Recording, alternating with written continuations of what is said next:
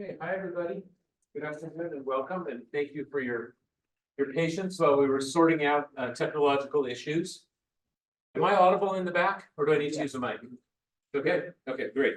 So welcome to the Philosophy Department's Distinguished Undergraduate Lecturer Series, which brings a distinguished philosopher to the IU campus every other year for 2 public lectures, as well as events with students and classes, all aimed at our wonderful philosophy majors and minors, many of whom I see here, and also to everyone, aimed also at everyone in the IU community who is interested in philosophy.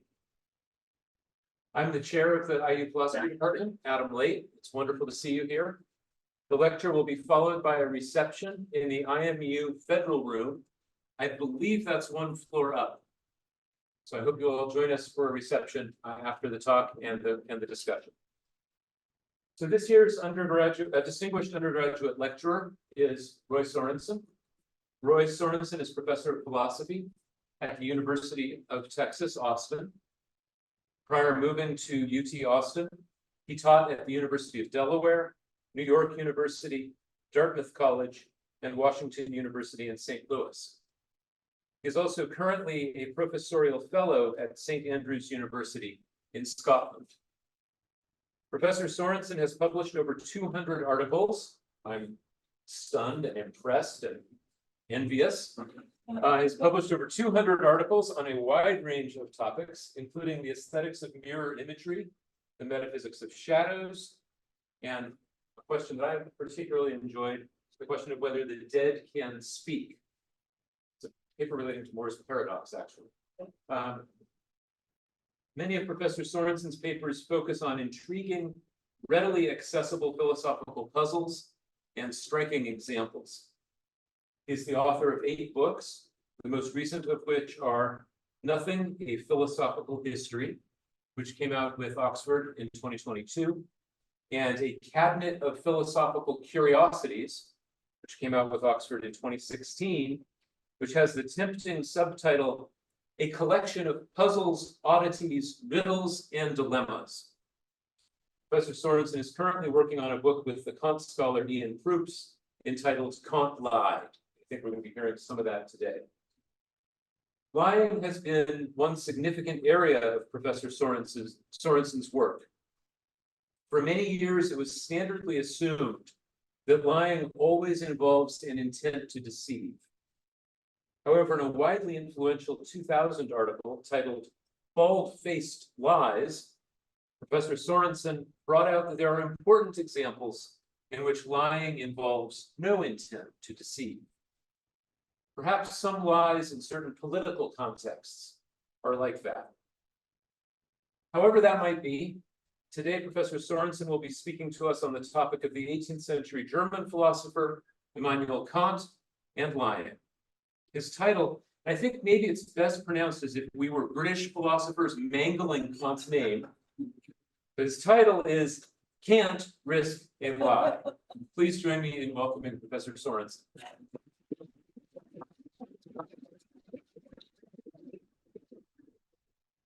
Thank you for the introduction. I'm not sure this helps at all. Are you hearing any of this? The little microphone thing. I generally talk plenty loud. So I think I'm fine. I can also use that for this. That is much. I should try this. How about that? Does that make any difference? I'm not sure. It does make any difference. It's something about my voice. It will not. That was Okay. So I have to talk really close to this. Okay. I feel like I ought to tell jokes now. So the first thing to get off my chest, because I haven't thinking a lot about lying, I told us to an early class, is that I'm not going to pronounce his name correctly. I'm going to pronounce in a vulgarized way. I'm not going to pronounce it like the Germans. Not just because, just like I won't pronounce the planet Uranus correctly. I won't do it. Okay. So I want to do that because I'm a little worried that I'm like lying by deliberately mispronouncing. This is another kind. So since I've been doing this stuff, I'm very impressed like how many difficult cases there are. It's just, this will be one of the themes. It's difficult to tell whether you're lying. You often have this feeling, oh, I know whether I'm lying. Right? When you take a lie detector test, and you ask, well, how did I do? They say, you already know. You already know whether you were lying. So you know immediately. You don't need the test. We have all our tells for lying. They're for the benefit of other people, not for you. You know. Okay. So I often don't think I'm lying. I mean, but I am lying, I think. So if I feel like I'm being altruistic or something, so there's like, I get on the bus driver says something, and I say, yes, I didn't hear what they said. But I'm a polite person and I feel pretty good. But then I sit down and I think about my research. Oh gosh, there I go again. I don't even know what lie it was because I don't know what question was asked. So one of the things I'm hoping you'll see is like how many difficult cases are. This goes back to the 4th century. Augustine pointing these things out. Difficult things. All right. So here's I think I can get the basic idea across. So Immanuel Kant is famous for saying that all lies are gravely wrong. You're at the ceiling of wrongness. All right. So he's putting him right in with lying, like robbing, murdering, and rape.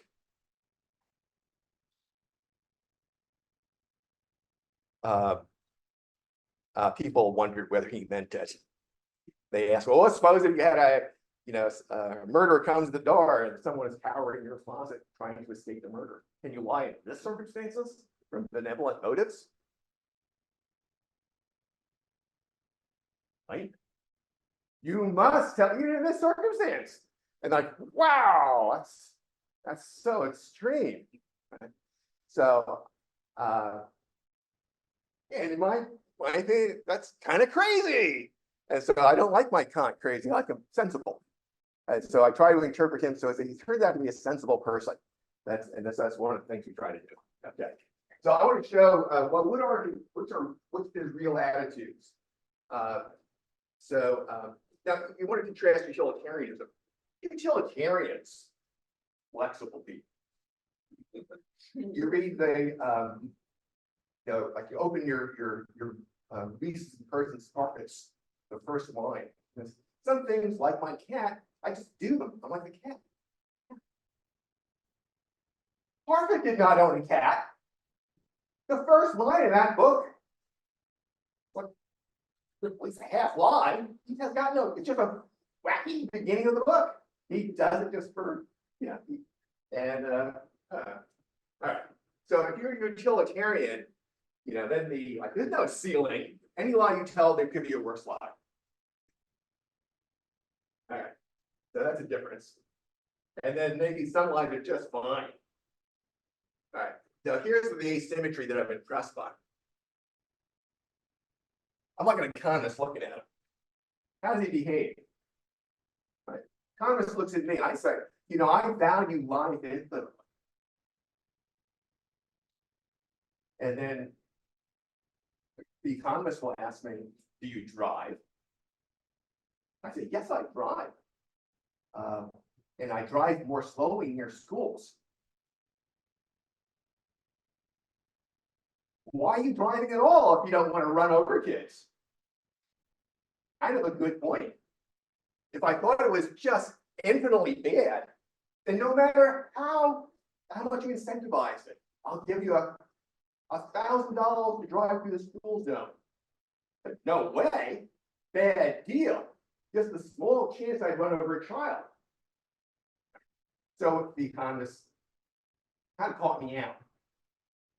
Yes, Sorensen he is averse to running over children, innocent children, even guilty children. I don't want to run them over. All right. But I'll take the risk. Right? It's not a happy thought, but you can just read off from my behavior. And the economist, I think, has got it. It's a revealed preference argument. So you talk a certain way about how it's infinitely bad, blah, blah, blah, blah, blah. you can tell from Sorensen he doesn't really have that view. All right. Now I look at Kant, and I've got to give him credit. He gets nowhere near murder, robbery, and especially nowhere near rape. He has a very, very slight romantic life. Maybe he considered marriage to a couple of people as a slow quarter. He didn't. He does seem to have a pretty even. So he has these comparisons about his views about sex. I could see it might make him averse. So he's just even like, suppose you're married and so on. What about then? He's impressed with the analogy with cannibalism. That one didn't strike me. Wow. So maybe, yeah, there would be some aversion to. So anyway, good. I mean, oh boy, he's like doing very well. He's a consistent guy, right? He won't go near those things. All right. So you'd expect it. So how bad is lying? So I can just walk in. Sometimes you might think that you're not lying, and you are lying, or you'd be pressured to lie, and you do lie. So basically, the more you assert, the more your chance of lying. I think you're aware of this, but there are certain kinds of. The basic kind of argument I'm going for is it's quantitative self-defeat. So now I get to do all these corpus searches to count up how many words people are saying and stuff. Kant, he's around 3 million words. That's a lot of talking. He should be a man of few words. So he shows he doesn't really think that all lies are great and wrong. He's like someone who drives quite a bit around school zones. Here's the analogy with perjury. So one thing, I don't want to commit perjury. That's a very serious sort of lie. And I would be pretty reluctant to give legal testimony. If I had to give it, I'd give the least amount I could. So you do what is legally necessary, and then you weigh it very carefully, and then you shut up. So if you think that lying is just terrible, it's like rape and murder and so on, you should be speaking very little. Right? We know that we already control our speech as an evidence of perjury, but yet we look at Kant, and we can see that he's really not that worried about it. He speaks like other people speak, other writers. He speaks indeed quite a bit more. It's like some of the things he does is courageous. He is a defender of freedom of the pen. He risks his job in order to defend freedom of speech for scholars. So, wow, that's impressive. I think also he also was worried that when you're praying, there's a risk that you're lying to God, which worried him quite a bit. And so one of the things he does. So here's one thing he does. You're allowed if you're on religious training, you were just like your mom just folds your hands together and says your prayers and all right. And you say the prayers and you don't understand what you're saying. You're like me on the bus. Right? But here it's to someone you respect quite a bit. It's harder to lie to people you respect. I think someone's not really a person, sort of, or whatever God is. That's pretty serious. And Kant he thinks it's darn serious. And so if you're lying, don't lie to God. That'd be particularly bad. But he was raised to do quite a bit of basically that, lying to God. There was a lot of incomprehending lying. Anyway, so he's pretty upset. And so one of the things he would do to avoid lying to God is that once he completed his religious training, he made a vow never to enter a church again. Which, according to his the guy who did his correspondence, he said Kant kept that vow. Kant kept that vow even as a university official for graduation ceremony, he was supposed to show up to church.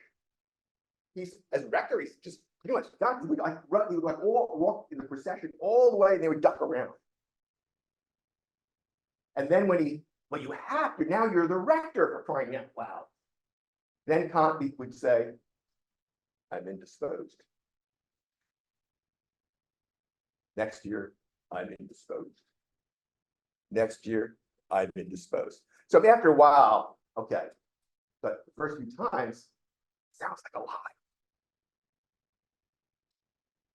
Okay, so I actually think it sometimes lies. I'm not going to be focusing on the particular specific instances. I'm interested in that risky line. We all, and I want to point out, we all are doing the same thing and may want to change our behavior. I'm using Kant because he's an extreme case. That's an illuminating case to consider. It's a general phenomenon. It depends on how bad you think lying is. I'm saying that I can tag Kant with this objection to quantitative self-defeat, and I can go down the alphabet of the never liars. Never liars say never lie morally. Aristotle never lied. It's base. It's perverted. Your tongue is for telling the truth. And what does the liar do? Falsehood.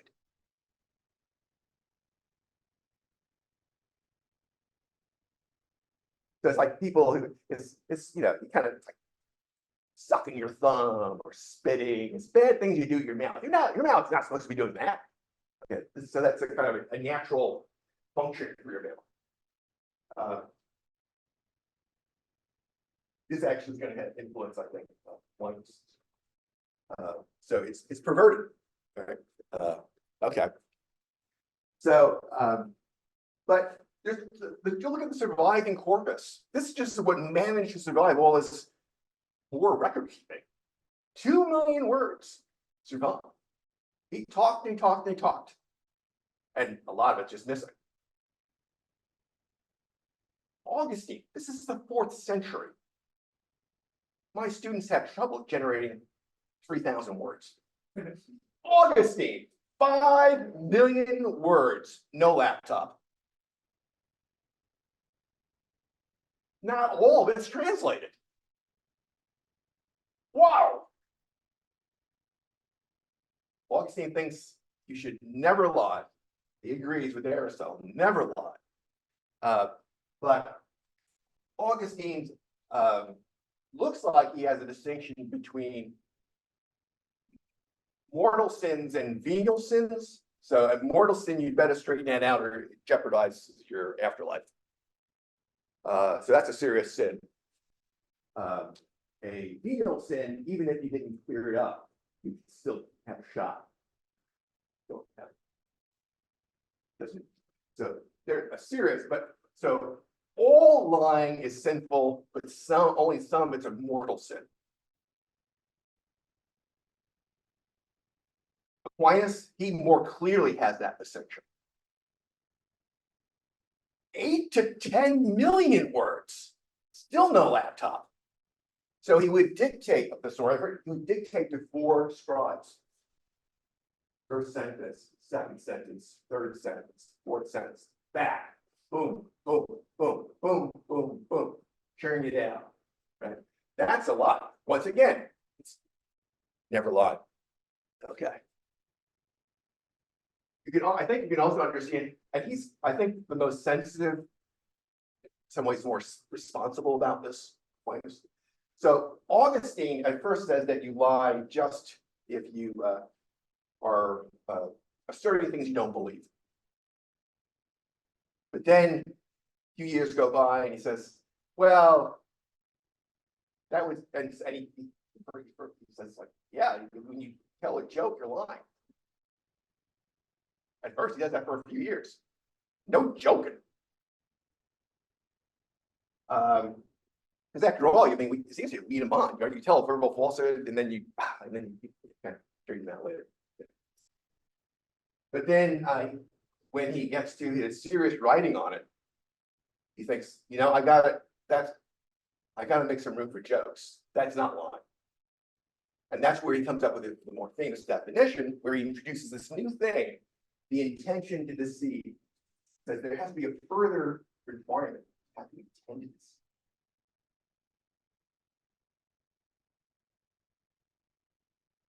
So the jokes are okay. He is a professor of rhetoric. It's pretty fancy and lovely writing. Aquinas does not buy the intent to deceive requirement. He thinks jokes are lies. Now you know what it's like to read Aquinas. Completely humorless. He writes in a very stodgy way, always marching through, keeps him on, because he doesn't want to lie in this huge corpus. So I kind of tip of the hand to that seems pretty good. So the humorlessness of it makes for painful reading, but there's hilarious stuff about these scribes who have to write make copies of the book. God, it was so relieving when they got done. Okay, now, so Augustine really sets he is like the important person on the line. So this is extremely influential, and he was responding to a problem. The problem is that there's so much lying going on in the 4th century. So what happens is that these various Christian sects, they're quarreling with one another, and then they want to expose one another as heretics. And so you would infiltrate your adversaries, spy upon them. You would repeat the heresies to get yourself in. And then you report on them and then sue them. Everybody was doing it to everybody else. And he just finds it pretty terrible. And so he has a kind of astonishing, he was converted by St. Jerome. And Jerome says, just read the Bible. It's full, lying and he'd be improving the line. Indeed, God seems to be coaching him how to do it. But when it's the bad guys who get lied. So St. Jerome says, well, it looks like some of it's got to be okay. What about the Egyptian midwives trying to save the Jewish babies? Lying there, and they see like nobody disapproving of that. Augustine heroically denies that the Bible ever does this. He denies the Bible ever permits lying, and he himself, why? Because they're all wrong.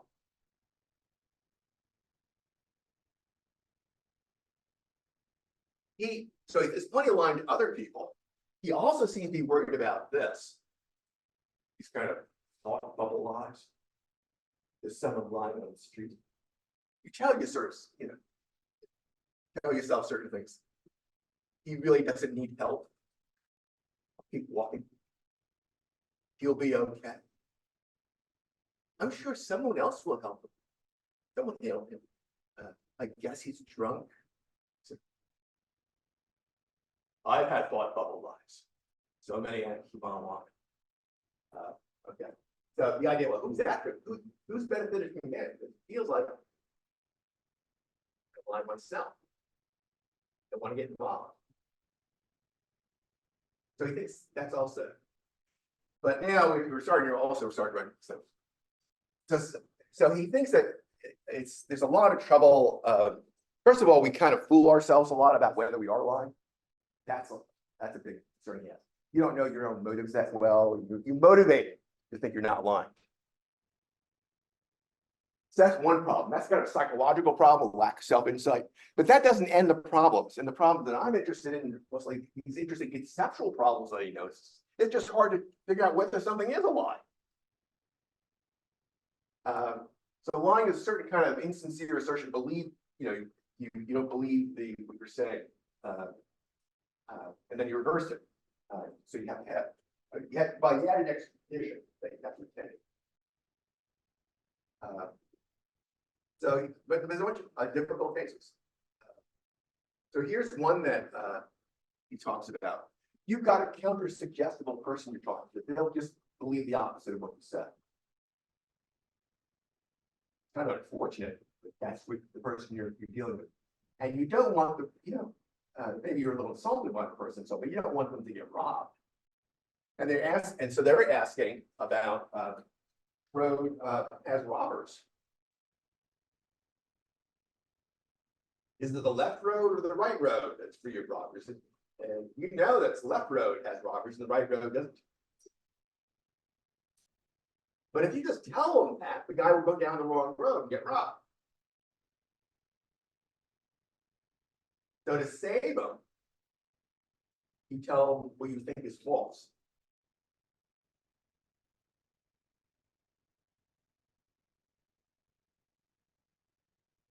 That a lot.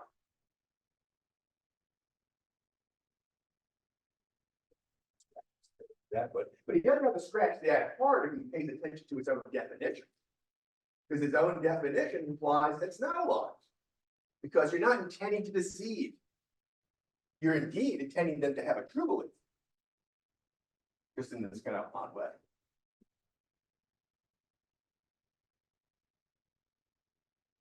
His definition it starts giving you an answer to a lot of controversial questions. Questions that are still discussed nowadays in the current literature. Must the liar know what he asserted is false? No. Must the lie be false? No. So what matters for when we start talking about true and false, now you started talking, he wants you to speak, what's important to be truthful. Say what you believe to be true. So the false person is one who believes is false.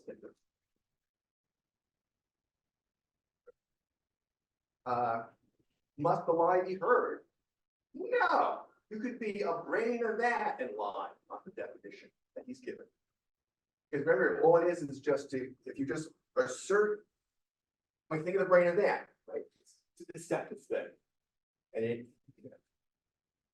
it thinks there's someone there. And so it says something, it's the brain saying things. And then it intends to deceive. It doesn't believe what it's saying. Lying brain of that. All you need to figure out whether someone is lying is just the internal properties. Which you have to go outside of the real world. That's part of the definition. Can you lie by omission? No, you got to say it. Are you lying if you tell a deliberately misleading truth? No. That's going to be very handy. And probably a lot of you exploit that. So many people think that, look, it's deception time. I could do it one of two ways. I can either just lie to the person, or I could tell them a truth and they'll make an inference to the false belief I target.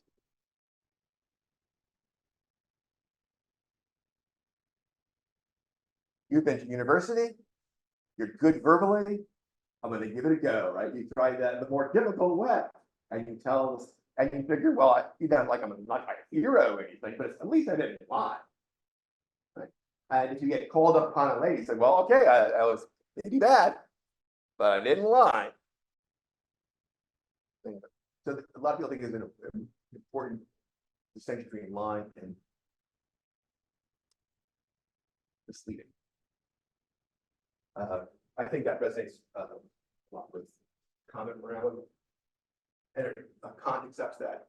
Kant will tell misleading truths, and he's good at it.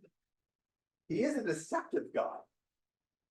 Often he is, but he wants to not lie. Incidentally, there's some trouble coming here though, because when you look at that definition, you get these questions: can you lie to yourself? It looks like you shouldn't be able to lie to yourself. Try it. I'll try it. Roy, there's no microphone in front of you. Didn't work. It's not reasonable. Roy, your shoelaces are untied. You know that? I wasn't really intending to do it. It was possible. It seems he's constantly impressed by these difficulties himself because he thinks that self-deception is like a really terrible thing and a great threat to you. But then he admits this other thing. don't understand how it's possible. Maybe you don't either. It's supposed to be like, wow, here's something, medicine. All the psychology people are telling you, watch out. But then you start thinking, wait a minute. Wouldn't I belong in the circus if I could do this? These are the Stalins. Anyway, so there's lying to yourself, but I think he does think you can lie to yourself. Augustine. And he's giving the warnings, don't lie to yourself. Can you lie to God? He's coming in favor of that because that's a pretty good biblical incident. This. So what happens is that someone's selling their property, they're going to donate it to the church. They do sell a property, but he holds, there's a canon, so he holds back some of the money. He has this thing about not starving to death. And so he underreports it. And so they find out about this. And they realize, well, he's done, he gave one of them because, well, although you didn't tell us this stuff, lie to God. After pointing that out, the guy drops dead. God doesn't like to be lied to. Boom. All right. Story's not done. A few hours later, the guy's wife is coming along. She doesn't know what's happened. And then they just go out and deliberately ask her, well, what was the price of the she confirms the false price. She lied both to the inquisitor and to God. Well, they say that the Holy Ghost. This is an argument for the Trinity, incidentally. Actually, St. Jerome gives this argument, right? So one part of it.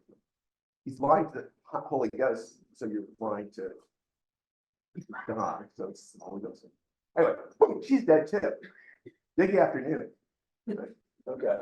So and Augustine has, yeah, fine. All right. So when he looks at it, like, there's a lot of tough questions. I can't often tell what's going on. It's pretty hazardous stuff.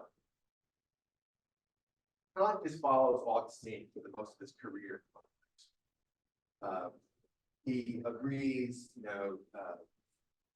I think toward the end of his career, he does drift toward Aquinas, but most of his career, he is someone who's thinking Augustine's largely correct on his marriage. There are many objectively difficult cases. So, all right, so Kant thinks, boy, it's often really hard to figure it out. He talks about the hard cases. Sometimes I think he's changing his mind about some of the very hard cases, and you should start to change your mind with the evidence. So he's like a lot of controversial calls, I think. The one that really struck me was, am I lying if I someone a ruffian asks me, "Where's your treasure?" And I'm frightened, and I say, "Oh, it's buried in my backyard." It's not buried in my backyard. Did I lie? And then Kant says, that was not a lie because the ruffian wasn't entitled. You weren't inviting him to believe you. You were just saying it out of coercion. A lot of people maybe have some sympathy for that, but then it's the next phase. He says, but if the ruffian asks you, do you swear to tell the truth? And then you repeat the lie, repeat that, and you're lying. But it's the combination that I find pretty plausible. All right. So I think there's a lot of difficult cases he has to go through. And he should know about this because he's puzzling about these cases where they're lying. So he's someone he's a polite person. He does a lot of things that seem to be pretty close to lying. So, all right. So I'm going to organize what I think Kant should have been doing, given he thought it was just terrible to go on. And I'm going to organize it around these maxims because I'm thinking about Kant. These are sort of Kantian maxims. They aren't ones that he actually holds. So what would you do if you thought? Suppose I thought it was just terror, like murder. Well, there's a number of things I started doing. Yeah. Maybe instead of asserting things, I would try other speech acts that don't involve any truth telling. I just make commanding or asking or supposing. try that. I would avoid assertions of promises.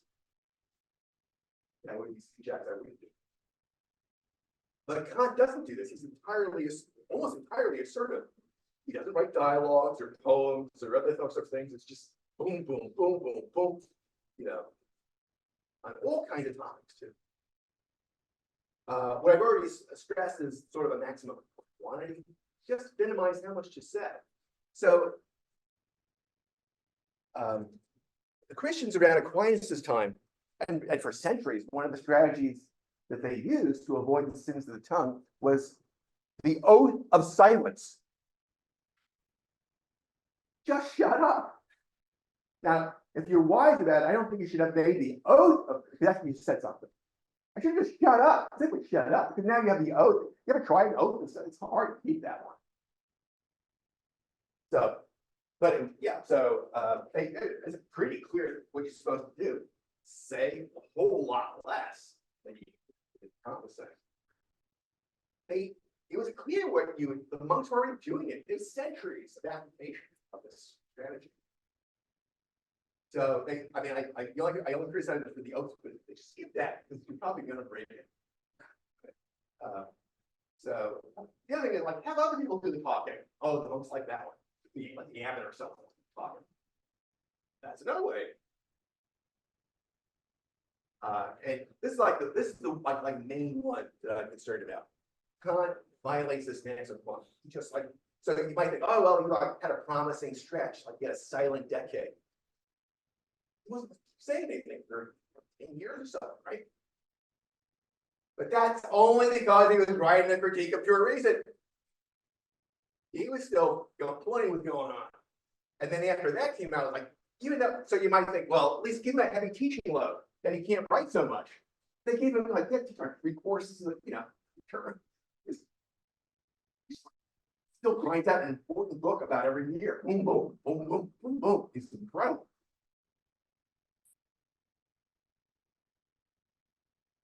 Well, there was another promising opportunity. So he got into trouble for the stuff he wrote on religion. The new king was pretty upset with him. So Frederick the Great looked like Kant, but then his nephew did not. So says stop, start playing games with the censors, the censorship system and stuff. So so Kant does. He promises to stop. He says, as the king's loyal subject, I'll stop.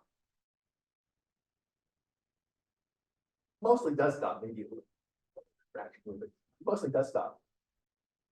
And he's like, what he's done is like king is delighted because when he's in, Kant has enticed him to think that it means that Kant will, for his whole lifetime, not write anymore. Because that's correct. He's jeopardizing the spiritual welfare of his subjects. But when the king dies, Kant says the promise really meant for the king's lifetime. I said as the royal subject. You see? So read whatever. Read it back. Practically, we went through so many different versions of this. Yeah. And you can see he's like so pleased with himself. This is kind of duping delight. Okay. So even though and then he's back at it. Okay. Just it puts his contingency plan in operation and off it goes. Okay. It's discussed in this book, the conflict of practice. Yeah, so a lot of people I think he has to write pretty carefully because he says lying promises are just terrible. You might think they would be terrible. But what about that one? And it's to the king, this respect, it's to the sovereign. Should be like. All right, so he's got a lot of explaining to do.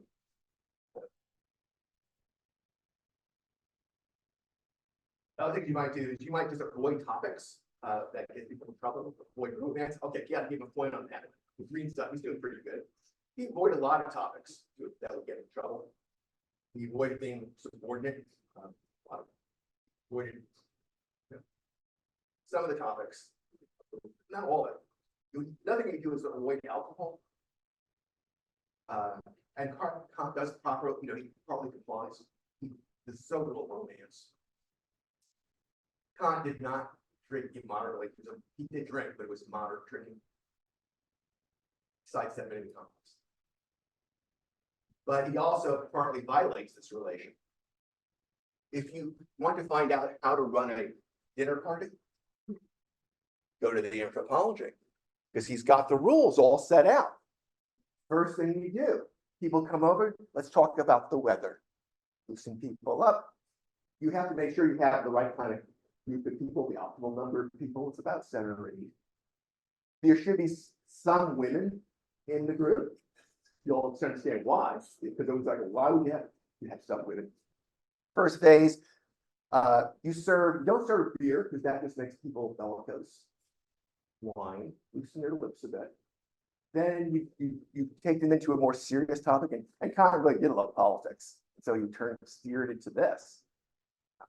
And then it would be like it can get pretty testy, and this is where the women would civilize the men, like keep them from getting too belligerent. So they would help smooth the ruffled feathers. And then you would have witty banter at the end to further smooth things down. And then you had another rule. What was said at the dinner party stays at the dinner party. So people are going to say moderate things. It's a little, So what he's doing is he's being a good host. He's having dinner parties. He's doing things like that. People will tell tipsy lies and so forth. So now this like he's getting other people involved with the line thing. So anyway, he got all the stuff he writes on religion. He does actually bring it quite a bit. He pulls back in some ways, but he really lets go. Talks about all kinds of things, all kinds of astounding claims. Another thing you might do is to use short, easily understood sentences to avoid trouble. I tried that. Keep the sentence under control. Use short sentences. My tombstone, use short. You could acknowledge your fallibility. You should hedge. So a CD broad, so essentially velocity seems so controversial. So CD broad would always say, I believe, some philosophical proposition. And you always put, I believe. So you can say it. And then other people will they'll apologize for the errors that are shown. Kant doesn't do this. He doesn't apologize for the errors that are going to be in his books. Augustine, to his credit, he has a whole essay on retractions. He's just retracting these things, made mistakes. It's great. Aquinas has a final prayer where he says that if I said anything in error, it was out of ignorance. But that's the epilogue. So that's intended him to make sure that any of those sins were just venial sins. Right? And then it's pretty common nowadays for people have these problems, errors that are surely to be fixed. But he just writes long, complicated sentences. I couldn't make any sense of a critique of pure reason until I reached the Antinomies, because then he was forced to write short things that he wanted to have on each side of the page. Just some short argument this side, short of that one. Then I can start to understand some of them. They were back there. Then there's also so the German students, they prefer to read the English translations. And then also this going through this correspondence seems to have noted this themselves sometimes. Okay. So I've laid out, so I'm gonna my argument is basically pretty simple. The simple argument is intended to apply to Kant, but to generalize to all the people who say never lie. But it also may, for some of you, take it pretty seriously, and it may apply to you as well. You might be more makes think like almost all of them are bad.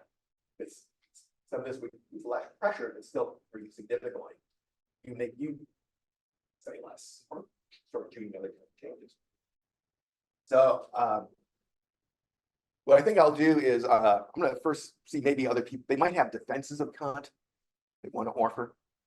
I have some myself, but maybe we can talk about some. Yes. Being wrong by. No, there's a big difference between making a mistake and a lie. Maybe just belongs. Well, he certainly did make a lot of mistakes. But he also seems to be saying things that might be lies. No, I actually do, there are some specific instances. So I'll tell you one of the things which I think he just plainly called out on. I don't want to emphasize, I'm mostly interested in this other thing, riskings or lie. I think he actually did lie about, so when he's writing the conflict of effect, he's on a lot of pressure. It looks pretty bad, so. But I think there, he says, well, look, I'm a kind of straight shooter, and so I always sign my works.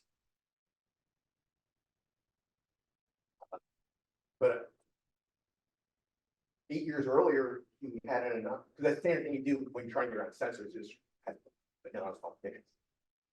Sort of remember, wait, about 8 years, he did the bananas is bouncing on this. And then I went to this website called Kant in the Classroom.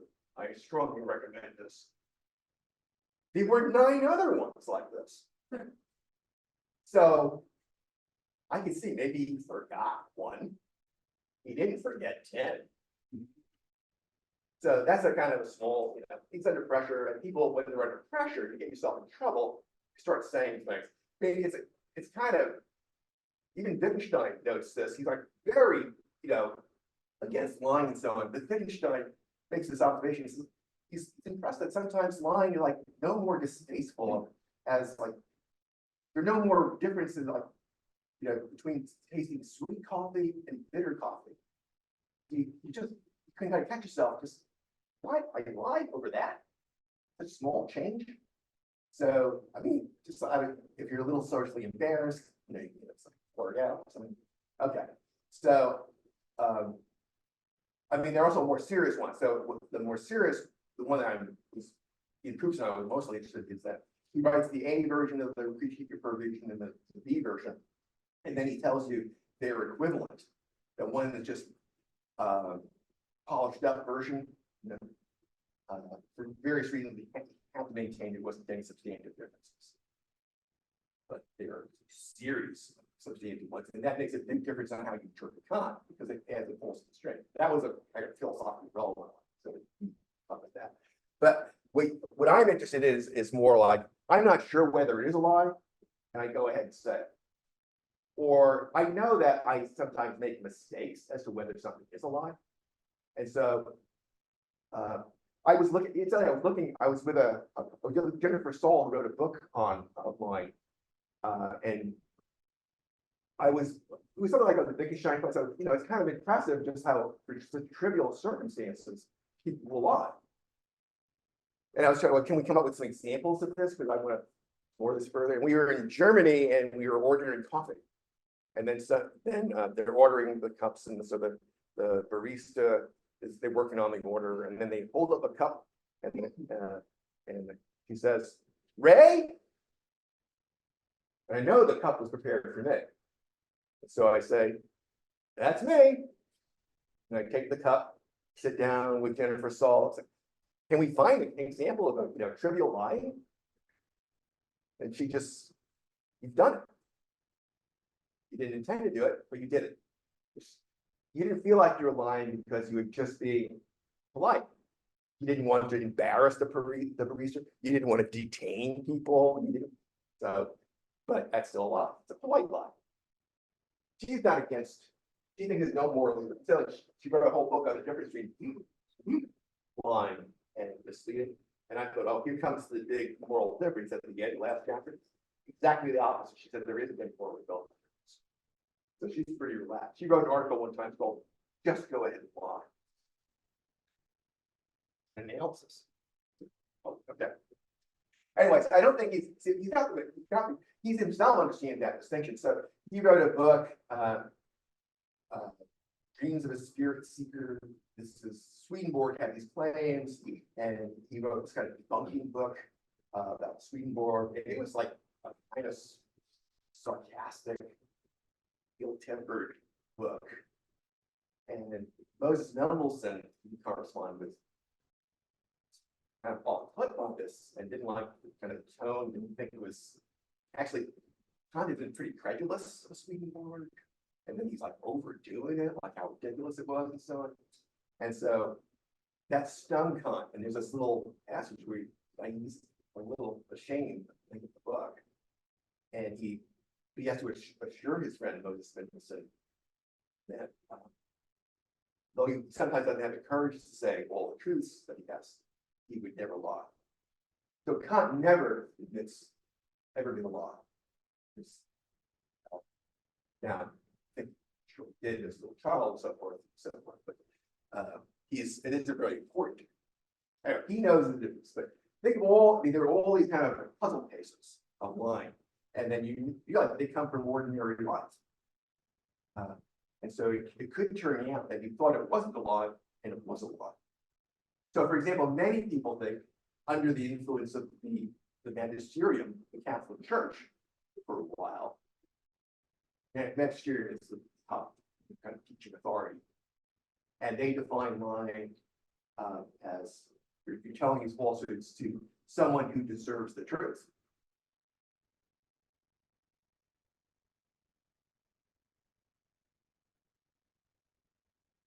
Years go by, and so they brought back laws. That's no longer part of the thing. The newest version of it doesn't have that version, because I think they recognize that's a key law. Sometimes you're lying because you lie because they don't deserve the truth. That's why you're lying. So that's a clause that's been very popular. So Rousseau speaks sympathetically of this clause and so forth. So that leads to quite a bit of false assertion. At the time, they think they're not. Here's another one, speaking of Catholics. One of the things they would do is, maybe you have your own instruction. I want to get to the line about God business here. So you go to confession. You're supposed to, so there are a lot of things that are sort of borderline sins. Maybe I take my neighbor's rake and I don't get his permission. And I just got to get his leaves up, and then I put it back. And then a little guilt stricken. I steal his rake for a while. I talk to my priest. The advice the priest is like, well, to be on the safe side. Ask for forgiveness for stealing the rake. This is part of the policy. What you're supposed to do is to have people err on the side of confessing too much, because that way you get off. So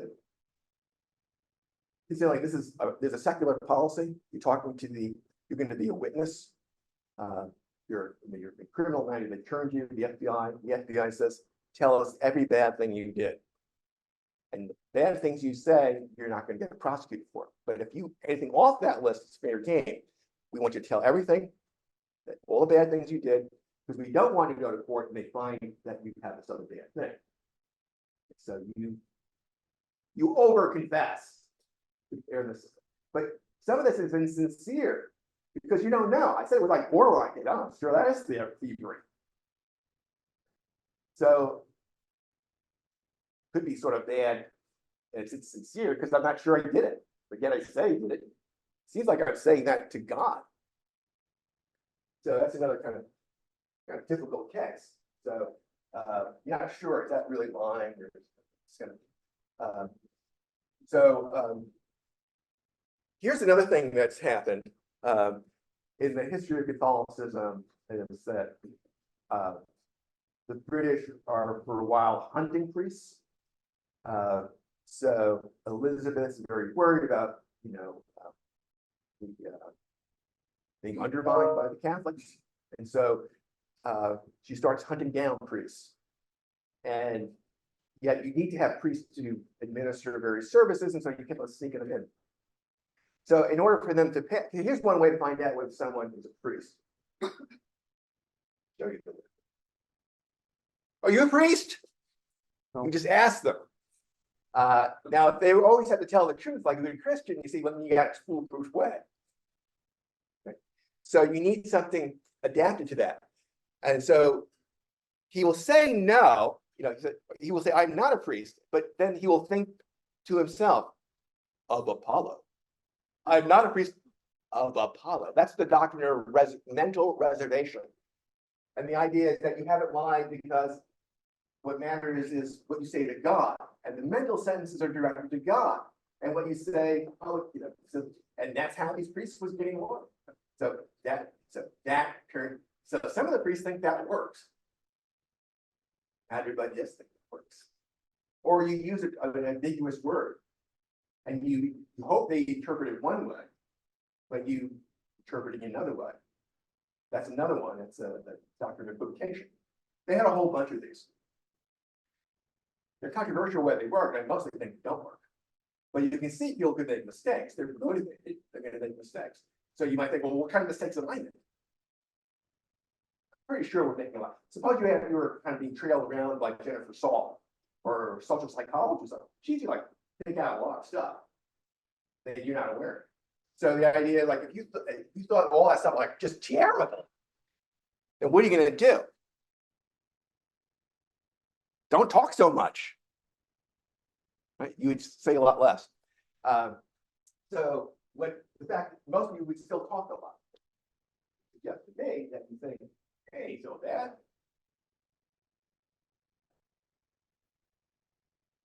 Anybody else have a difference? I feel those people I'm getting. I mean, Aquinas. So the stuff he talks about, these are really important things because he said a lot of dangerous things, stuff that would you make a mistake is like heresy. Indeed, after he died, his doctrines were being pursued. There was a lot of interest in stamping out his influence. It was a ban on a whole bunch of propositions that were really targeting Aquinas. He comes very close to going into this category of banned writers after he's done. But then there was a rescue by higher ups in the religious, and they turned the situation around. And he starts to go right up the ladder, becomes a saint in all these stages. That was a close one. But he takes a lot of controversial stands. Now, how bad is it, to promote heresy? What would be the appropriate? Let's ask Aquinas. What should you do with heretics? The death penalty. And he argues, say, well, it sounds tough. They can do the same thing for counterfeiters. So he's writing and writing and writing. He's writing on these dangerous topics. He's writing and he's really mixing it up with a lot of characters. What's going on with Aquinas? Why is he risking eternal damnation?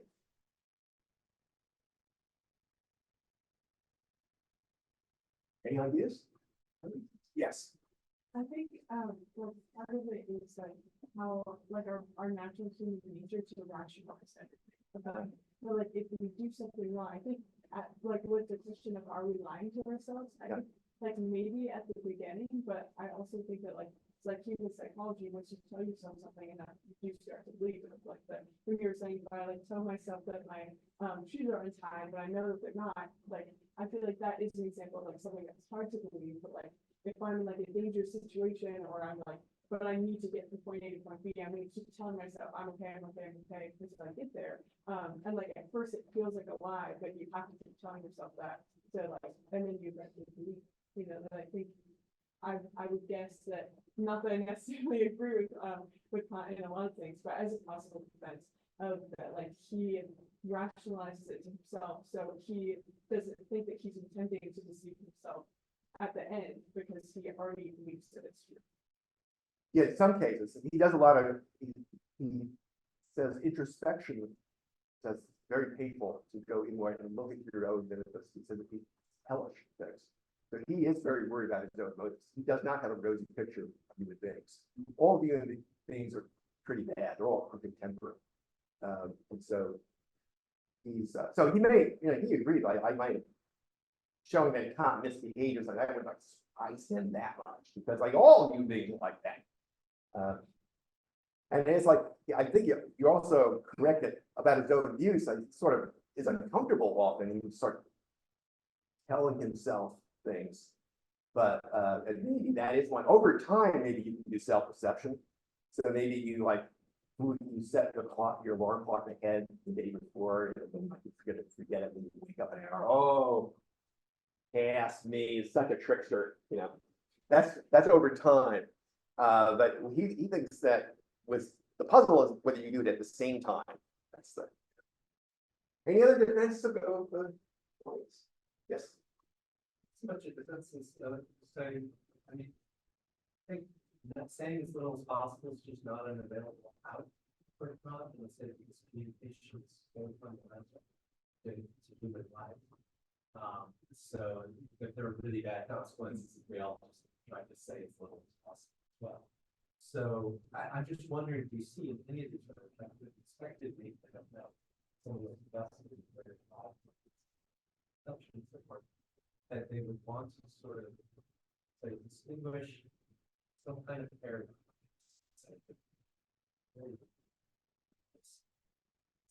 Yeah, etc. And there's all these peripheral things.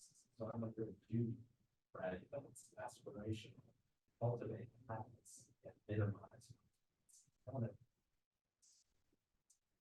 Is there any of them one of this under duty to sort of cultivate habits that make you less and less for the situation? I'll slip into that. Exactly. I think Kant is very sympathetic to that. He's trying to work, and he certainly thinks that so there's a stereotype of this being kind of lonely, sitting off by himself. That's false. Most people like really out there. He's cool. He's like mixing it up because he is a social being. He thinks that the way that we progress is through vocation. If you were to shut it down, we couldn't make progress. That's why he's so upset when the king starts to invade freedom of the pen, because that's all he was asking for. So one thing I vote is just a passive resistance. I vote kill my kids. You tell me kill my kids. Okay, we'll do that. So that's one kind of resistance. But here's another thing. I will argue with you. I'll argue with you in this public spirited way, not for my partisan interest. And you should be willing to listen to me, or at least not stop me. Because this is the way that I'll improve by having people, not that I do a good job of them, I can't do a bad job, but then other people can correct me. And we kind of ratchet up slowly this way. So that is a resource, I think, for him. And then there'll be and he's certainly right that you should try to avoid these dangerous situations. He's sensitive to that. He tries to avoid himself, I think. But he seems to be falling far short. It's far incomplete of all the things he does talk about. It seems like he's talking about everything. So that the magnitude of what he talks about is too much to accommodate that part of it. Magnitude is too much for what? So he just talks too much for so he agrees. You're going to say false thing. False. Yeah, I get it. Right. How does that get into well, that's what he's willing. When I say I'll keep on doing it, then I'm affirming that so I realize it's going to get so I'm on the hook for it. So a connection that I've been interested in recently is when I was in the UK, I was talking over lunch about this. I discovered that 2% of the £1 coins in 2008 were counterfeits. So I use a lot, you can use quite a bit of those points, the global vending machines, they like points. And so the journalists were pointing us out, like, well, look, we've been passing. We've passed this, and then the second point was, it looks like you're gonna continue to pass them. So if I got bags of these points, I know that there's some benefits. Starts with bad, you know. So if I got a whole bunch of things I'm gonna set, and I know that some of it's lies. So I write my book, and I know some of it's lies. So there's different things you do, right? So so there's one, I know I got some mistakes. But then I think, well, actually, that's kind of not enough. But actually, some of the stuff I said is like, I say it because, and I don't really believe it, maybe I want to be educated. It's like one of my personal weaknesses. Oh, gosh, no. I want to be interesting to people. And so I start to say stuff that's beyond what I believe, I think. So I gotta watch that, but you know, I don't think it went that well, you know. And then, so there I have the whole package. Out comes my book. So I see, I apologize for mistakes, but maybe there's more to apologize for. Maybe I should, that's a lie that I'm telling in my books, because I want to flip over the line. So I think, yeah, that's another thing that should be in these apologies. There are some books, incidentally, that deliberately have lies. One of them, so medical biographies, for example. Well, so there's a book called Improbable Maladies. There's a history of leukemia, and in the preface, they say, "Well, look, I'm going to disguise the identity of people pretty creative ways. You won't be able to tell who it is." That's a preface, and then like, you want to keep reading, you're gonna get lied to. I'm a doctor. That seems to be okay. But then I think there's another area where people just keep on talking. So like, it's not just a mistake. Basic that I'm not understanding, I think, about the more words, more lies. Yeah. Premise. Corresponding to, which is, suppose the first short sentence is X is the case. Yes. And then everything that follows after that is some kind of caveat. Yes. Now it seems to me that more words, less likely to be a lie. Yes. And some deceptions, like the famous Anscombe thing about smoking Yeah. to God, turn on this, right? So she says, I'm gonna quit smoking. And then if the kid lives, I don't remember which of the nine was, but if the kid lives, and then she says, I meant cigarettes, and she takes a pipe of smoking. And that whole thing, right? So why isn't it sometimes the case that it just works in the opposite direction? More words, less likely to be a lie, because the rest of the follow the simple declarative are all caveats. That sometimes happens. So you can add the hedges, and that will get you off. So what I'm using is a rough indicator. So the words, you could just have a bunch, you know, perfectly safe words that you could add in. So I didn't mean that you couldn't come up with a way of generating a huge corpus in which you believe everything. 1 is a number, 2 is a number, 3 is a number, 4 is a number. Going. That's a pretty big corpus. So I didn't mean to say it was invariable. So it's an indicator, a strong indicator that the person is willing to tell lies. Because they're risking it. They could take up. They have could have a policy. Because most of these books, they're kind of written about topics in which there is this hazard. They're writing on controversial topics. They know that a lot of people disagree with them, yet people assert these things. So it's more of that. You can sort of agree. You can't just sheerly offer.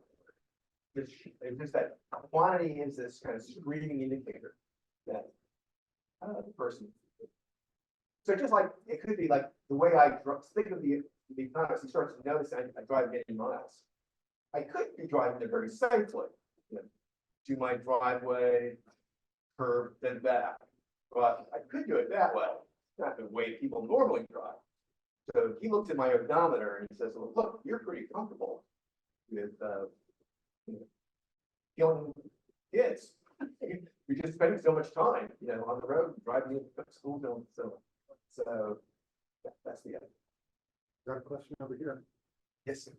Is there an idea that you're a better person if you're able to speak all the time and not lie than if you don't speak at all? Oh, I don't recommend that. So Like, you might. I don't agree with that, but like, could that be why? Like, what do you think? Like, oh, is that the reason that you would flirt with lying in the way that Kant does? I think it's more like he thinks he's a social being. I think he just likes to talk. That's part of it. It's like me. Like most of the academics like to talk. And then he also had this other story, a pretty reasonable story, that this is actually how I improve. I also think that's correct. I'd probably talk even if I weren't improving. So I think that's part of the motive. I don't think he certainly does not admire a person who just scrolls themselves away. What I picture is just unattractive. He correctly views that as an unattractive picture. That someone who, out of fear of lying, would take an oath of silence or withdraw or say very little or just say things like 1 is a number, 2 is a number. That's terrible. But then what I'm drawing from that is like, well, that shows you that Kant doesn't think that lying is so terrible. He has these other values. He's a sensible person. He correctly condemns that oath of silence stuff or the other kind of loopholes he might do. Yes. Oh, I'm sorry. That's it, right? Go ahead. So there was an example given earlier regarding, like, you can lie to yourself until you believe something. Yes. But I was kind of thinking more like the Mandela effect, where we think that, it's Bernstein versus Bernstein bears or something. And I didn't lie to myself to make myself believe that. I came upon that like thought process or that realization, just kind of like instantaneous. And so I believe that like 97% of the world's creatures since the Paleolithic era have died out. But I'm wrong, and it's actually 98%. Like, people can believe things that are lies and not know that they are lies. And so I guess that could be like a possible defense for Kant. Right. So I don't count that as lying. So if I get lied to and I repeat someone else's lie, that's not lying. Yes. I mean, I feel maybe a little lapse of vigilance or something. But that's not. I don't want to count that. That's just making a mistake. Yeah, you weren't lied to. In the instance I'm giving, Yeah. I'm not saying that you were lied to. Right. I'm just saying that you misremember something. I don't think that should be counted as lying. I agree. So I also, so I don't want to have like a picture, a very judgy picture, or be on a hair trigger on attributing lies. I don't want it to win that way. My idea is like, here's our ordinary standards of what a lie is. And relative to those ordinary standards, and they're all fuzzy today and so forth, but because out of strength of numbers, I'll get my huge number of lies off of that. That's the strategy. Yes. I would go for more words equal to both sides. I was sort of thinking, as essentially a lie is a contradiction of something like, so thinking about it, right? When you say it, it's a contradiction. And so, but if obviously you believe in it, then it's be a lie, that it's Oh, you gotta disbelieve it. yeah, it's a disbelief. Right. So far, there's no contradiction though. And so maybe part of why philosophers like Kant or us, they say so much, right? It's because even though they run the risk of lying because of words, at the very least, because they truly believe in what they say, then they don't run the contradiction of. Yeah, they wouldn't be if they truly believed all. They wouldn't be lying. Yeah. I agree. So what I'm claiming is they don't truly believe it. So think about, you're saying a lot of philosophy, a lot of controversial things that they don't. If you look at what happens when they're given the opportunities to correct or think about it again, they do start correcting. They do see and appreciate that they. it seems like correcting is not about like you lied before. You might just have realized that you were. I feel like I agree, that's not true. What it is just showing, well, I'm making a lot of pretty valuable claims. So it wouldn't be a matter like, oh, I've got a lot of belief behind it and that makes me sincere. I'm saying, well, they're saying a lot of risky things. And either willing, they pretty rapidly sort of change their mind. So they didn't really fully believe to begin with, they were ready to change their mind.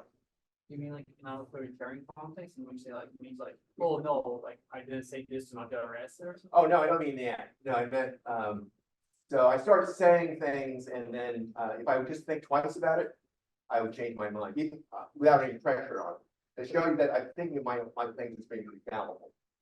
Is that still lying? Because No, that's not enough yet. so this whole premise is kind of weird then, because like I feel like you can say a bunch of stuff and yap and yap and yap around, and you still believe in all of them instantaneously. Like I feel like you say something and you're like, oh no, I thought better about that. I don't think that constitutes as lying. You're still being sincere in some sense. I agree that's not enough, but I'm just saying, it's showing that you regard it as or instead yourself as making risky claims. That's what I'm gonna be using. And so by saying, so like my judgments about like, what is a lie or whether I was really sincere and I said that, those are all put under some doubt. Get the back. I feel like to some extent, Tom would be lying to himself if he were to stop writing because of the possibility of lie. Because I think that his writing was his truth, you know what I mean? So even though he might find himself lying to some extent in his writing, I think there's a bigger sense of lying that's not at all. You might be right, but then win either way. Yes. The case example of asking for like getting the copy, but getting the wrong name. Yeah. Would like trying to explain that that's not your name and the mental anguish caused Yeah. to the barista not like override the lying aspect? I don't know if that necessarily. All right, so my It view might of be this too is that, utilitarian. I don't know. oh, I just tell you my own attitude is, I'm not really that guilt stricken over what I did. Yeah. I think like. Well, I'm not confident. But the way I would describe it is, I didn't realize it at the time, but I just lied because I'm a polite person. That's why I did it. It's a minor thing. People, mostly they prefer I lie in these situations. So would Kant then suggest that you would correct the barista and cause them the, I guess, confusion? Yeah, I guess so. It seems like you run up the cost. Is that like, so there are some of my colleagues who say Sorensen, you did not lie. They have like a linguistic doctrine between referential uses of names and sort of you kind of fancy it up and they try to rescue me. Maybe they're right too. I mean, then I made a mistake. My mistakes go in both directions. I'm more prone to, when I look at a lie, something a lot of people I try to avoid the lies, like with me. Look at what I did. I made myself some more research to work with. You know, so I tend to be leaning a little bit maybe too much self-contribution. So, yes. So it kind of ties into the more words like having Philippines premise of where lies are kind of living. And I think that ties like to embellishments too, like in our speech and like how we like to interface. Yes. Could it be situational then to where like a lot of lines, of course, it's situational, but like we're in the moment that you say something and it's actually true in the instance that you say it, because it needs to be at that moment. Where like once you historically like look back, like say Kant, says that like he signs his names on all his works, but he has his synonymous works. Maybe in that moment he needed that very thing said to be true instead of it being a lie. And that's like us looking back at it, it seems like a lie, but in that moment. If he believed it when he said it, it's fine, and it wasn't a lie. I'm just finding it implausible. This is something you can publish, like he's reading it over, and he's going to publish this claim. I find it a bit of a pathetic lie because I can just go to the library and see. I don't know if other people pointed it out, but like today, maybe a lie, but kind of do a good job. So to see like friends, we're a pretty clever guy. Tell a lie, that's such a poor lie. But I feel kind of sorry for him too, because like he was under a lot of pressure. He risked, and he's like one of my heroes of the Enlightenment. I like him. So like I'm not going to write that hard on this one. I'm not saying I would have done any better. It's saying that by writing in front of this lot, we aren't really sure if it could be a lie or not of what could be right. That's, yeah, those are the ones I'm interested in, yes. Yeah, but in like doing more writing, and often either correcting or more likely clarifying what you said in the past, is that a way to like guarantee that what you said was not lies, but at worst, even if they're false, just like ignorance or something like So, remember, Aquinas' final official prayer is, he wasn't saying there were any, he doesn't pick out anything that was false. It says, well, if there was anything that was false, I only said it in ignorance. I'm sorry, and I'm submitting to the correction of the church. So he's acknowledging some fallibility, I think, there. So that seems to have, and it could have been the case that everything, that's consistent with everything the APAC said was true. So far, no line. It's just that seems to be just inevitable up there. So I think with Aquinas, I think he should have had it in his preface too. I think he should have it more frequently. Another criticism of Aquinas, he does change. When I talk to Aquinas scholars, they have a hard time identifying where he changed his mind. You have to talk to other specialists. He doesn't advertise it very well. And so you should be more like Augustine, giving the list, or Martin Gardner when he would write his scientific American articles. He was always making mistakes. So he always published his list. It was like pretty animal. You're doing the same thing. It's a little embarrassing having all of your rapid. That's oh, sorry. What I don't understand Yeah. is that there's a massive gulf in between saying that lying is wrong and that lying is like the most wrong thing. Yes. And so are we taking the route that Kant risks lying the same way you risk running over a kid whenever you drive, because the benefits of driving outweigh the small risk that you're gonna lie? Or are we just saying that there is a measure of hypocrisy in the statement? Well, they may be both, but I want the first one. So the idea is I'm trying to read off what are your real views. Is he a crazy guy who thinks it's always terribly wrong every time? That's crazy. I don't want Kant to be crazy. So I want to show you what and then what is his real views? So I said, well, the real views is look at Kant, judge him by how he behaves. Understand he's this crooked timber theme, like he's just a human being and so forth like that. But it's still the case that you're going to learn that he's a much more humane and civilized person by looking what he actually does and how he actually behaves and the risks he takes. He takes reasonable risks.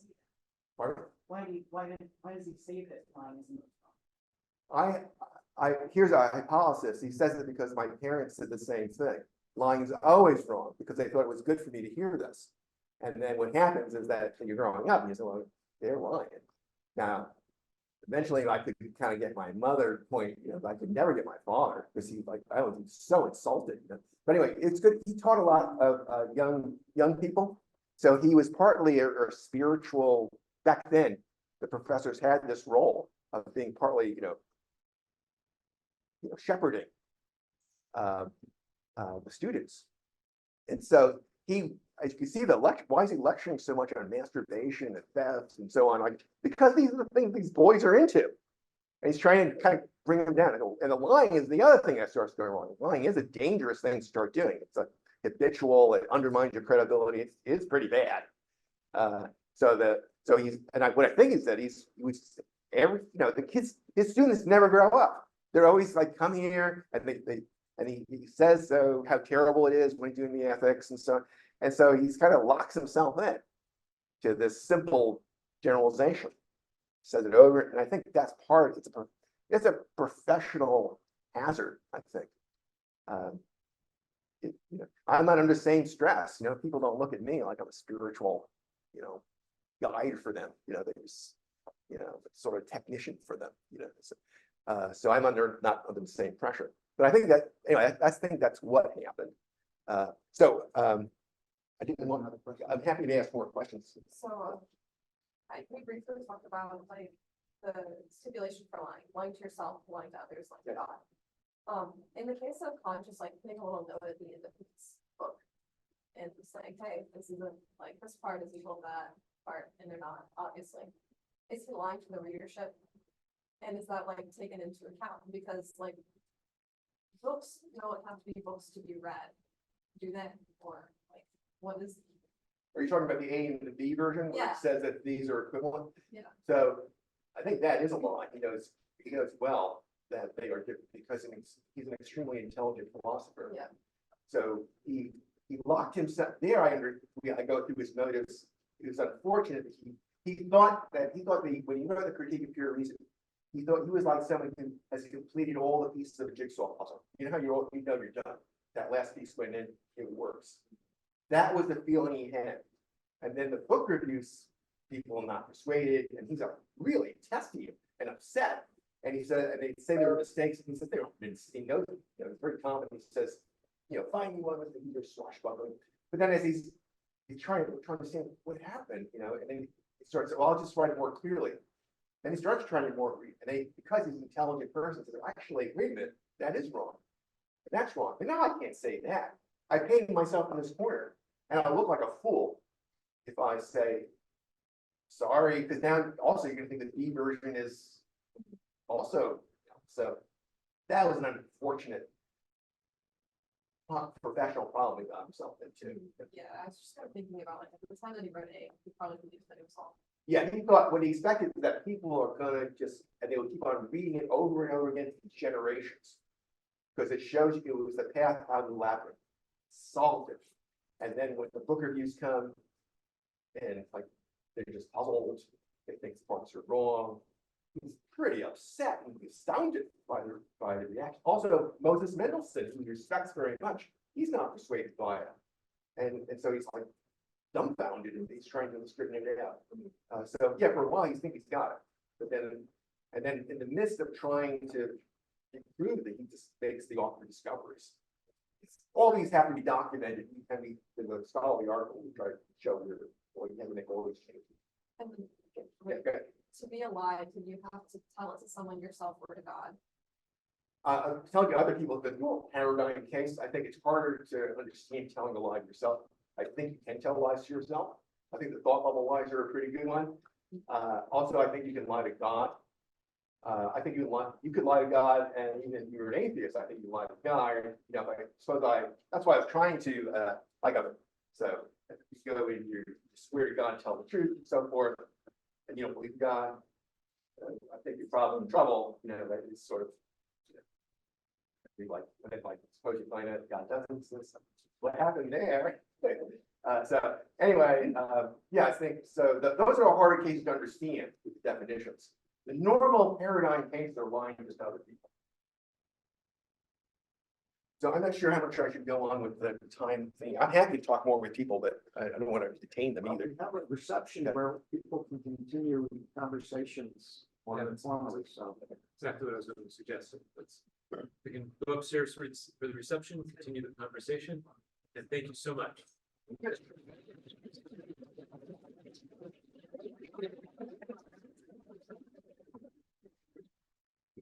Can anybody point the way to the federal line? Yes.